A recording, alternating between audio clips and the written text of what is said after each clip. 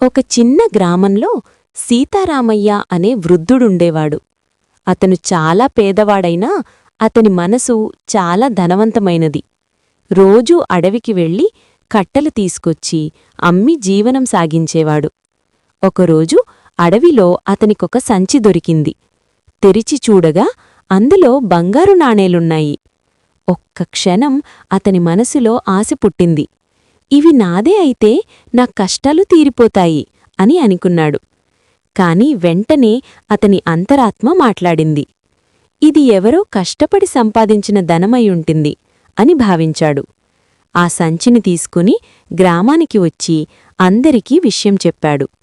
కొద్దిసేపటికి ఆ సంచి పోగొట్టుకున్న ఒక వ్యాపారి అక్కడికి వచ్చాడు. తన ధనం దొరికిందని తెలుసుకొని ఆనందంతో కన్నీళ్లు పెట్టుకున్నాడు.